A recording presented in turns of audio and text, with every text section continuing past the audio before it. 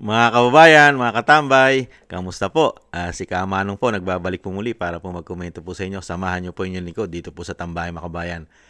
Magandang araw po, tanghali, hapon, gabi. Madaling araw po sa ating lahat. Saan masulok ng ating bansa o mundo tayo naroon, naway maingatan po tayong lahat mga kababayan.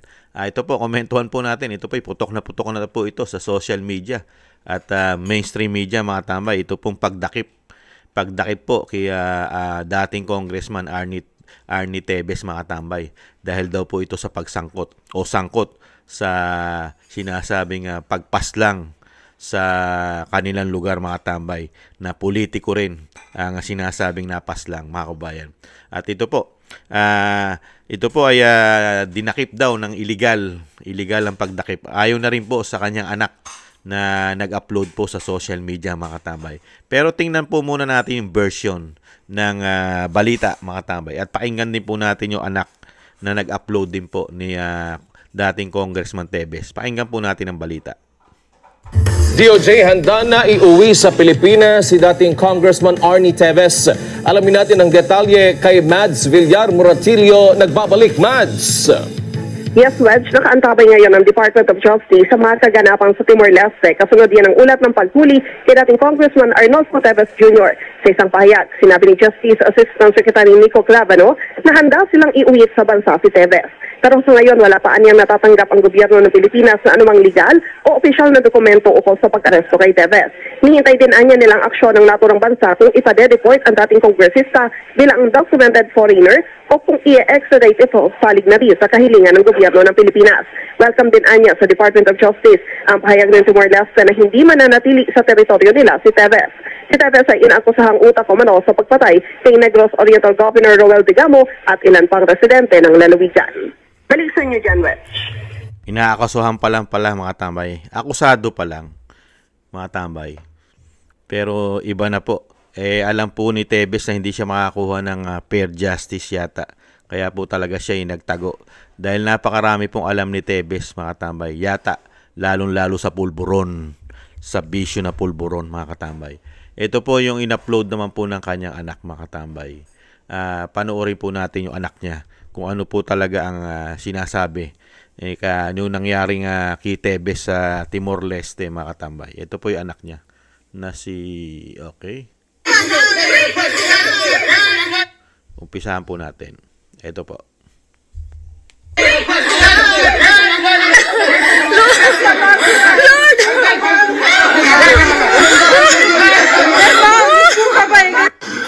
Greetings everyone.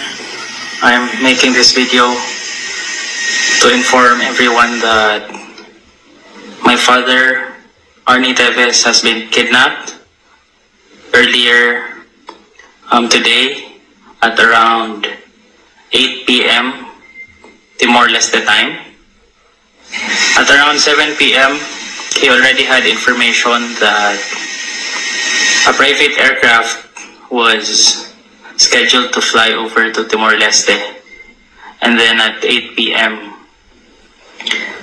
immigration officers arrived at his residence and picked him up. They just picked him up without documents, without warrants, or any form of legal documents. They just came in forcefully. They took him out forcefully, and right now, as we speak, he is still in the immigration building in Timor-Leste, being held illegally by the immigration officers, also surrounded by Timorese police. He is asking me to inform everybody about the situation, and he is calling out, we, the family, including my father, is calling out to UN Human Rights, and I personally am calling to every department all over the world. Please help us. My father already won the case against the extradition, and then they filed a motion for reconsideration for the previous decision made by the Timorese court. And then again, the Timorese court ruled in favor of my father. So supposed to be, he should be in Timor, living peacefully and safely. But we were shocked to see that just last night, he was illegally kidnapped and is now illegally detained, together with his lawyers. They were a little harmed in the process, including the lawyer.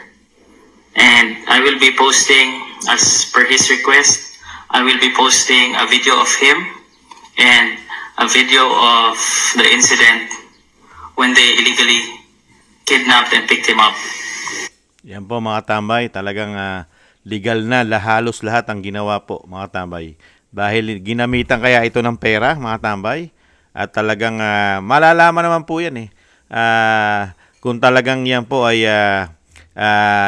talagang legal ang kanilang ginawa. Pero dito mismo sa kanya anak ay illegal po ang pagdakip. Talagang walang mga dokumento, walang mga warrant of arrest, mga kabayan. At yung sinasabi nga po ng anak ni Arnie Tevez, humihingi na po rin siya ng tulong sa United Nations at syempre po sa human rights kung meron man, mga katambay. Ito po yung klase ng DOJ secretary po natin pagdating po sa pagpapatupad po ng batas, mga katambay. Mga kabayan, tingnan nyo po, pagka sa pamilya niya po, mga katambay, iba po siyang magpatakbo ng batas pagka po pamilya niya na sangkot, mga kababayan. Ito po, tingnan po natin. Ito po ang ating DOJ secretary po na kagalang-galang at karespe-respeto at kapita-pitagan, mga katambay.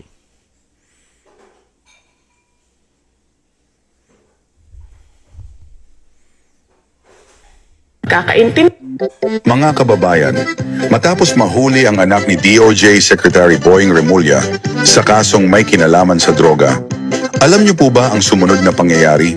Napalitan agad ang hepe ng PIDEA. Opo, tinanggal si Wilkins Villanueva at pinalitan ni Moro Virgilio Lazo ilang linggo lang matapos ang insidente. Ganyan katindi ang Department of Justice natin. May anak na nasangkot sa droga, pero ang nawala sa pwesto, yung nanghuli. Job well done, sir. Hooray! Nakita niyo po katindi ang DOJ secretary na meron tayo sa ating bansa. Pagka po pamilya niya daw po ang sangkot, mga tambay, at sangkot po sa illegal na gamot o illegal na damo, ay ang napapalitan pa at ang nasisibak pa sa pwesto yung nanguhuli. Pagka pamilya niya na po, mga tambay, ibang klase, lalong-lalo yung kanyang junior.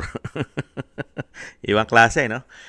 Saka napakabilis po ng proseso pagka po pamilya niya at anak niya. Sandali lang, malinis na. Kaya dito po kasi, mga katambay, marami na po kasing pinasabog talaga si Congressman Tevez, lalong-lalo po sa mga pulburon. Napakarami po kasing alam ni dating Congressman Tevez sa pulburon at sa mga illegal na gawain di umano, at maraming nalalaman yan. Kaya kailangan po yatang patahimikin yan. At syempre po, ang gobyerno po, sa nakikita po natin, komento po na inyong lingkod, kailangan po pagtakpan yung mga issue. Napakarami po kasi nilang issue Di po ba? Lalong-lalo po ang DOJ secretary. Di ba? May issue po sila sa ombudsman. Hindi nga lang natin alam kung kailan po ilalabas ang ombudsman yung kaso na isasampar yan. Di ba? Ano na kaya nangyari doon sa mga kaso niyan sa ombudsman? Umuusad na kaya? Nag-file na kaya yan ng kanilang pong affidavit o yung counter affidavit nila? Itong DOJ, humihingi hanggang 10 araw lang po yan Pero wala na tayong balita, mga tambay. Ano kaya? Natabunan na kaya, mga kababayan? At ang nakakalungkot po rito, talagang sapilitan din po yata ang gagawin nilang pagpapauwi o sinasabing pagkuha kay Tevez dito po sa Timor-Leste, mga katambay. Pero meron naman pong nagsabi po sa atin, meron po tayong kababayan na nag-message po sa atin, si Rolando Guerrero. Thank you po sa inyo, sir, Rolando Guerrero. Ang sinasabi po ni Rolando Guerrero, Nabanggit na nga po natin, meron na nga pong doon, jet Yung meron na raw pong jet nakahanda para pauwi para doon isakay ang dating Congressman Teves, pero hindi raw pinayagan. Sinabi na naman ng anak, hindi raw po pinayagan ng Timor-Leste. At yung sinasabi din po ni ating kababayan ni Rolando Guerrero, may good news daw po, palpak na naman ang galaw ng Pangulo na gumagamit ng pulburon sa pagdakip kay Congressman Teves. Nagsampa ng habeas corpus po si dating Congressman Teves, mga katambay. Kaya po hindi rin daw makakauwi o palpak ang ginawa po nilang pagkidnap nang wala po mga dokumento, walang mga warrant, na isinumite dito kay dating Congressman Teves. At pati po ang kanyang abogado ay sinama po na kunin ayon po sa anak ni Congressman Teves. Pati abogado, di ba? Ibang klase. Nakita po natin, pares na pares halos yung diskarte. Di ba? Dahil po yata talagang pera-pera po yata ang ginamit, di ba? Yun ang tingnan po natin kung ito po ay talagang pahihintulutan ng Timor-Leste, ng government ng Timor-Leste. Ito pong ganitong sistema na hindi mala nakakuha rin ng tamang due process at bigla na lang pong dadakipin ang isang dating Congressman Teves. Tingnan po natin sa mga darating na oras at araw kung talagang mismo na ang gobyerno ng Timor-Leste ang talagang nagpadukot dito o kumuha at talagang pababalikin na sa bansa itong si Arnie Teves, si dating congressman. Nakakalungkot lang po ito, mga tambay. Alam po natin, maraming naalalaman ito si Teves. Mga kabayan, yung sinasabi nga po natin, napakarami niya na pong binlag. Nagbablog din po ito. At talaga sinasabi niya po ang kapalpakan at ang mabaho at mga sikreto at lihim ng binagoongang Pilipinas. Napakarami niya pong alam. Lalong-lalo po sa mga transaksyon. Lalong-lalo po sa pulburon. Kung sino-sino po ang mga sangkot dito sa pulburon. Magmula sa Mindanao at hanggang sa Luzon, mga katambay, ay meron siyang alam. Kasama po siyempre ang Bisaya. Marami po siyang alam at involved dito. At pinararatangan niya po talaga na isa rin po talaga siya nagpaparatang na ang Pangulong Marcos ay bangag, gumagamit ng pulburon. Ayon niya kay Congressman Teves sa kanyang mga social media, mga tambay, tahasan. Kaya po parang si Harry Roque lang po yan, mga tambay. Nakita niyo po si Attorney Harry Roque, puspusan din po nilang kinukuha dahil nga po sa napakarami pong binubunyag, lalong-lalo sa social media, about po dito sa issue ng pulburon ng Pangulong Marcos. At syempre po, ito po yung narinig na po natin ito, mga tambay. Saan po ba natin narinig ito? Di ba? Sa balita at social media. Yung Oplan Horus. Ito po yun Parang ito po yun nangyayari ngayon sa lahat po ng masasagasaan o sinasabing makakasira sa kanilang mga plano. Sa kanilang plano na manatili sa kapangyarihan at hindi na mawala sa kapangyarihan. Lahat po ay talagang iuusigin nila. Kung paniniwalaan po natin yung Oplan Horus, lahat po ng sagabal ay talaga pong bibigyan po nila ng problema at talagang wawalisin nila ito.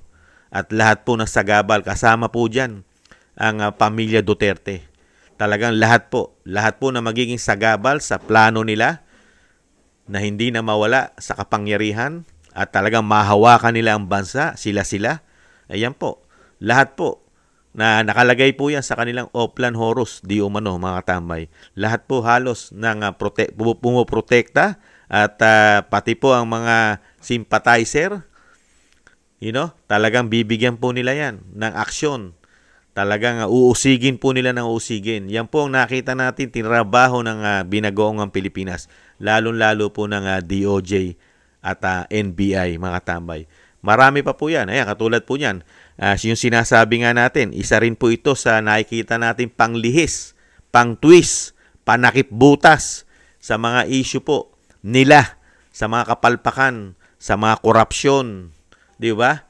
At syempre po, yung ginawa nilang pagkikidnap, di umano sa dating Pangulong Duterte, kailangan mabaliktad, mapagtakpan, matabunan ng issue. Pati po yung kanilang issue sa ombudsman, kailangan tabunan niya. Kaya kailangan nilang tutukan para hindi pag-usapan. Ayan po, yung sinasabi nga po natin, si Tevez at si Roque. Yan, nakita po natin, yan po ang laging laman ng balita ngayon.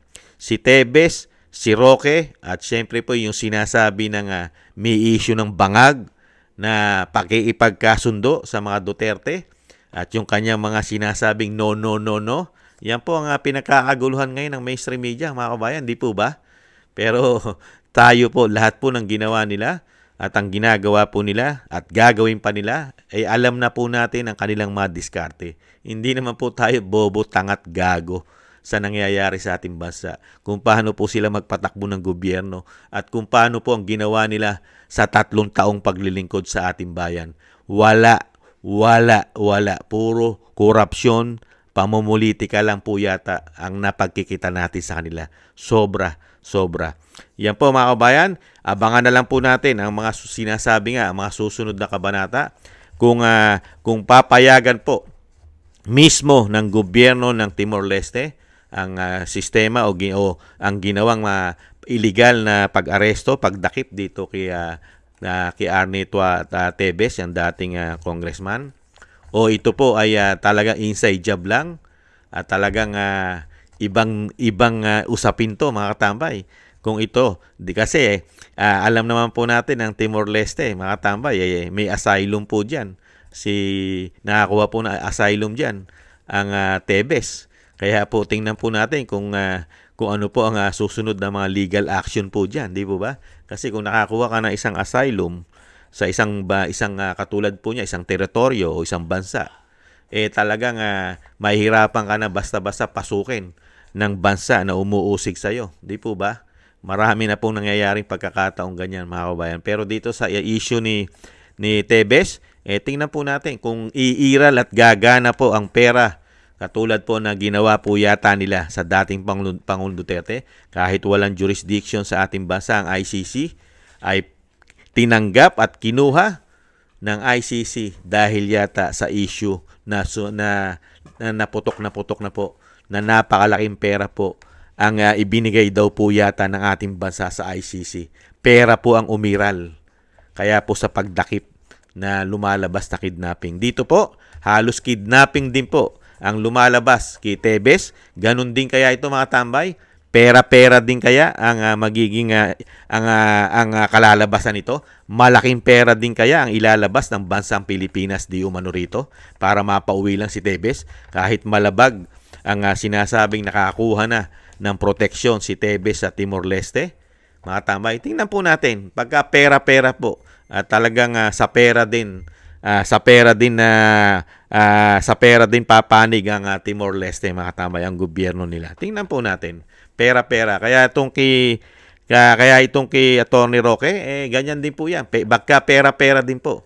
Kaya nga po wala tayong nakikitang malaking mga proyekto dahil lang pera po yata ng taong bayan, ang pera ng taxpayer, ay nakikita po natin puro po yata sa pamumulitika binubuhos. Kaya nga po yung issue, billion daw po. Trillion. Yung kay Senadora Ay Marcos, di ba? Sa mga Duterte pa lang daw po, ang pagpapabagsak na raw po ay trillion ang budget. Nakita nyo po? Gaano naman kaya kalaki ang budget nila? Kay Tevez, kay Roque, at kay Bantag. Gaano naman kaya kalaki naman kaya ang budget nila dyan? Sa pamilya Duterte nga, trillion Ayon po yan sa marites ni si Amy Marcos, mga tambay. Yan po, mga kabayan.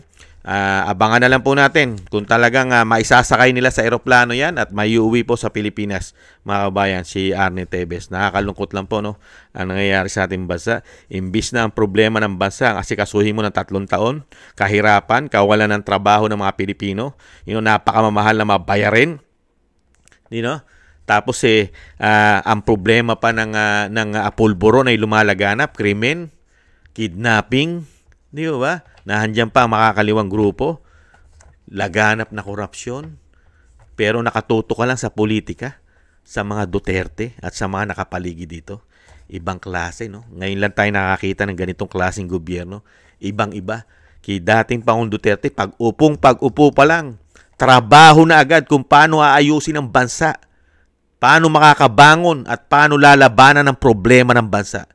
Pero dito, sa nakaupo sa atin sa bagong Pilipinas, pag-upo pa lang nila, lahat ng makakalaban nila para sila hindi na mawala sa kapangyarihan ng napakatagal ay kailangan na nila itong trabahuhin para mapabagsak. Ganun po ang nakita natin.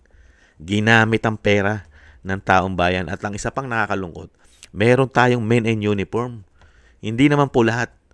Yung mga general natin, tulog sa nangyayari sa ating bansa, lalo sa issue ng pulburon ng ating Commander-in-Chief. Tulog sila sa mga korupsyon, sa sobrang pamumulitika, at lalong-lalo sa ginawang kidnapping ng dating Pangulong Duterte. Tulog sila. Yung mga may estrelya sa balikat, tulog. Pipe, bingi, mga tambay. Wala. Sino pa aasahan natin ngayon, mga tambay? Meron pa ba tayong aasahan? Meron pa ba? Yun po, malaki natin tanong sa mga general, mga tambay, na sinasabing mga bayani, mga magtatanggol sa ating mga Pilipino, sa ating bansa. Mga kabayan, mukhang sa pera-pera na lang po yata sila. Hindi naman po lahat. Maraming salamat po, mga tambay, sa ating pong mga tagapakinig, tagapanood na tumatangkilik po sa inyong Tambayang Makabayan, at sa mga subscribers po natin. Thank you po sa inyong lahat. Maraming salamat po. Shoutout po sa inyong lahat. At thank you rin po at shoutout din po sa mga nagbibigay po ng biyaya po sa inyong lingkod. Thank you po, mga kababayan. Maraming salamat po. Shoutout po sa mga biyaya nagbibigay. Jake Yahoo 4531 ng Maisog, California, USA. Eric Hershaw ng Canada, Kingston 123 ng Hong Kong, Gina Ray Solidides ng Berlin, Germany, Julieta Silona ng Sydney, Australia, Baby Roman Ate Isa ng Cagayan, Jem Aris ng United Arab Emirates, Jobilin Watanabe ng Japan, ako si Pilam, Ani Joe, Teodorico Erguisa Jr., Arfel Villacorta, Wills Bubbles 5697, Rosalina RK Ara Team 888. Thank you po sa mga biyaya. Salamat po. Ingat po, mga kabayan. At ganun din po sa mga nagla-like, share, subscribe, and comment. Thank you po, mga kabayan. At yung dalangin at panalangin po natin at dasal na maingatan po ang pamilya Duterte at makabalik po sa lalong mabilis sa ating bansa ang dating Pangulong Duterte. Sama po natin sa dasal at panalangin. At tayo rin po, mga tambay, doble ingat po. Ingat po tayo. Maraming salamat po. Sa muli po, paalam po muna. Bye-bye. Ingat po. Ingat.